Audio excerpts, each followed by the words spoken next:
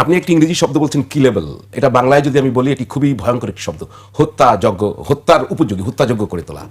তো কেন আপনার কেন মনে হয় তার এই বক্তব্য? তারই বক্তব্যটা খুব ক্লিয়ারলি তিনি বলছেন, যখন কেউ বর্ডার ট্রেসপাস করে যায়, যখন বাংলাদেশের বর্ডার পার হয়ে কেউ ইন্ডিয়ার বর্ডারের ভিতরে চলে যায়, তখন তাকে কিভাবে সেখানে বিএসএফ তারা কিভাবে অ্যাড্রেস করবে, এটা সেখানে যদি হত্যা হয় তাহলে সেটাকে সীমান্ত হত্যা বলা যাবে না।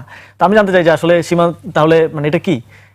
ভারতেও তো বিএসএফ এর কোনো আইন নাই যে আইনে সে সেখানে বাংলাদেশিদেরকে হত্যা করতে পারে। সে সাদা পতাকা বৈঠক করতে পারে, সে তাদের আইন অনুযায়ী প্রয়োজনীয় শাস্তি দিতে পারে, বাংলাদেশে ফেরত পাঠাতে পারে।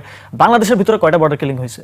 মানে ভারতের কয়জনকে বাংলাদেশের ভিতরে তো তারাও ট্রেসপাস করে, আমরা তো শুনি যে বিভিন্ন চোরাচালানের ক্ষেত্রে তারাও ট্রেসপাস করে। বাংলাদেশের ভিতরে কয়জনকে হত্যা করা হয়েছে?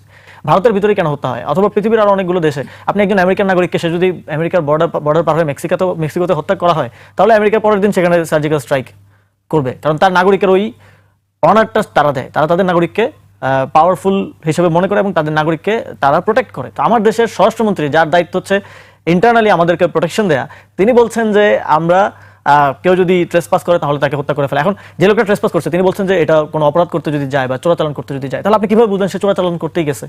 মাঝে মধ্যে এমন হয় যে কারো গরু সীমান্ত পার হয়ে অন্য পারে চলে গেল, অপরাধের মাত্রাটাই তাকে তো আপনি হত্যা করে ফেলতে পারেন। এবং আপনি যখন এখানে বসে, আমি যখন বলছি আমি একজন নীতি নির্ধারক এবং আমি একজন স্বরাষ্ট্রমন্ত্রী তো একটা সরকার টপ 5 জনের মধ্যে একজন, তিনি যখন এটা বলছেন তখন কিন্তু বিএসএফ আরো তারা সাহস পাচ্ছে যে ওকে, আমরা তো অন্তর্বর্তী সরকারের সময় অন্তর্বর্তী সরকার কি বলেছিল, যদি গুলি করা হয় পাল্টা গুলি করা হবে।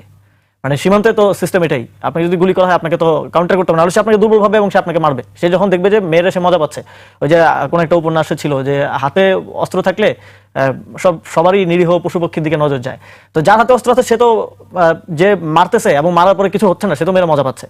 ফলে এই যে আপনার এই বক্তব্যের মধ্যে বাংলাদেশের জনগণকে সীমান্তে হত্যা করার ক্ষেত্রে বিএসএফ কে এটা এক ধরনের আরো তাদেরকে উৎসাহ দিচ্ছে, অনুপ্রেরণা দিচ্ছে।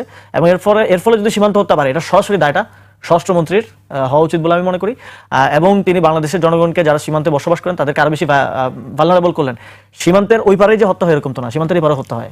এবং নোম্যান্স ল্যান্ড যেটা আছে দুই দেশের সীমান্তের মাঝে, সেখানেও কিন্তু হত্যা হয়। সেগুলোকেও কিন্তু তিনি একভাবে এই বক্তব্যের মাধ্যমে জাস্টিফাই করছেন। তারপরে আমরা এখন পুশিন দেখছি, পুশিন নিয়ে কিন্তু ওনাদের কোনো বক্তব্য নাই। এত বড় একটা পলিটিক্যাল ইস্যু। আপনাকে এই পুশিনের প্রসঙ্গে আসবো, আরেকটু আপনাকে আমি একটু চেক করতে চাই, সেটি হচ্ছে কি মনে হয় এটি কি সরকারের বক্তব্য না ওনার ব্যক্তিগত বক্তব্য? আপনারা তার বক্তব্য প্রত্যাহারের জন্য দাবি জানিয়েছেন এবং ভারতের ব্যাপারে বাংলাদেশের যে গত 17 মাস অন্তর্বর্তী সরকারের অবস্থান, সেখান থেকে কি বিএনপি সরকার তাহলে সরে এলো? মানে এর ভিতরে কোনো রসায়ন আপনি দেখতে পান না? যখন স্বরাষ্ট্রমন্ত্রী বলবে তখন তার আমরা ব্যক্তিগত বক্তব্য মনে করবো না, আমরা মনে করবো এটা তারেক রহমানেরই অবস্থান, তারেক রহমানের বা প্রধানমন্ত্রীর রাজনৈতিক অবস্থানটাই তো তার মন্ত্রিপরিষদ। যদি সেটা না হয় তাহলে তো এতক্ষণে প্রাইম মিনিস্টার অফিস থেকে এই বক্তব্যের একটা প্রতিবাদ বা এই বক্তব্যটাকে ডিনাই করা যে এটা সরকারের বক্তব্য না, সেখানে প্রেস উইং আছে, তারা কিন্তু এটা বলতে পারে। যেমন অন্তর্বর্তী সরকারের সময় প্রেস উইং আমার ধারণা মতে অনেক উপদেষ্টা অনেক বক্তব্যকে বলেছেন এটা তার ব্যক্তিগত বক্তব্য। তো এটা কিন্তু বলতে পারতো সরকার যখন এটা নিয়ে তারা নিশ্চুপ থাকে তখন কিন্তু বোঝা যায় এটা সরকারের পজিশন। এবং সরকার রীতিমতোই ভারতের সাথে একেবারে নিজের অধিকার নিয়ে, নিজের যেই সার্বভৌমত্ব নিয়ে একটা প্রপার ডিলিং করার মতো জায়গায় এখন আর আছে বলে আমাদের মনে হচ্ছে না, বা সেই চ্যালেঞ্জটা করার মতো সাহসটা তাদের আর আছে বলে আমাদের মনে হচ্ছে না। যদি সেটা হতো তাহলে এই ধরনের বক্তব্য, এই ধরনের মাথা নিচু করে কথা বলা, মেরুদণ্ডহীন বক্তব্য দেয়া, এটা আমরা এই সরকার থেকে পেতাম না। কেন নাই? এটা তো জুলাই পরবর্তী সরকার। আমরা আশা করেছিলাম যে জুলাই পরবর্তী প্রত্যেকটা সরকারই এখানে যারা ফ্যাসিস্ট অ্যানাবলার, যারা শেখ হাসিনাকে ফ্যাসিবাদী করে তোলার সাহসটা দিয়েছে, এটা তো ভারতের বর্তমান যে সরকার তারাই দিয়েছে, তাদের সাথে অ্যাটলিস্ট মাথা উঁচু করে কথা বলার জায়গাটা সরকারের থাকবে। কিন্তু এবং অন্তর্বর্তী সরকারের সময় সেটা ছিল, সেই জন্য অন্তর্বর্তী সরকারকে অনেক ধরনের চ্যালেঞ্জ, পুরো বাংলাদেশকে চ্যালেঞ্জ ফেস করতে হয়েছে। ভারতের দিক থেকে অনেক থ্রেট বা অনেক ধরনের একটা থাকে না, একটা স্নায়ুযুদ্ধের মতো পরিস্থিতি ছিল। সরকার তখন রাজনৈতিক দলগুলোকে নিয়ে বসছে, আমাদের মধ্যে জাতীয় ঐক্য আছে, মেসেজটা দেওয়ার চেষ্টা করছে।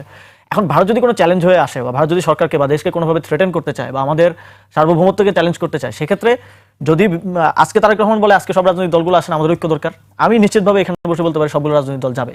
কারণ এই একটা প্রশ্নে, সার্বভৌমত্বের প্রশ্নে বাংলাদেশের সবাই এক জায়গায় আছে এবং অন্তর্বর্তী সরকারের সময়ও ছিল। কিন্তু সরকার সেখানে তাদের ভারতের সাথে কি ধরনের আন্ডারস্ট্যান্ডিং আছে, অনেকে বলে যে নির্বাচনের আগে দেশে আসার ক্ষেত্রে একটা হয়তো বোঝাপড়া হয়েছে, বা কি ধরনের বোঝাপড়া হয়েছে, কি ধরনের নন ডিসক্লোজার এগ্রিমেন্ট যেটা সরকারের না দলের সাথে, বিএনপির সাথে আছে, যেটা আওয়ামী লীগের সাথে ছিল। আমরা দেখতাম শেখ হাসিনা বলতেন যে ভারতকে যা দিয়েছে আজীবন মনে রাখবে, সেটা জনগণের কাছে স্পষ্ট না। কিন্তু এই যে অ্যাক্টিভিটির মধ্য দিয়ে বোঝা যায় যে এক ধরনের বোঝাপড়া আছে। এবং এই সরকার নির্বাচিত হওয়ার পর থেকে ভারতের এই সরকারের প্রতি অ্যাপ্রোচ থেকে এটা বোঝা যায়। এবং তাদের বিভিন্ন রাজনীতি নেতাদের বক্তব্য আমরা শুনি, বক্তব্য আমরা দেখি যে তারা মোর হ্যাপি এই সরকারকে নিয়ে। এখন হ্যাপিটা কি কারণে? নিশ্চয়ই ইন্টারনালি আপনার সাথে আমার বোঝাপড়া না থাকলে তো আপনার হ্যাপি হওয়ার কথা না। এখন সেই বোঝাপড়াটাকে আমার দেশের স্বার্থকে বলি দিয়ে কিনা, সেটা কি ভারতকে কোনো এক্সট্রা সুযোগ সুবিধা দেওয়ার অঙ্গীকার কিনা, বা আমার সার্বভৌমত্বে কোনোভাবে সেটা চ্যালেঞ্জ করে কিনা, এগুলো আমরা শুধু রাজনৈতিক নেতৃবৃন্দ না, দেশের জনগণেরও জানার অধিকার আছে।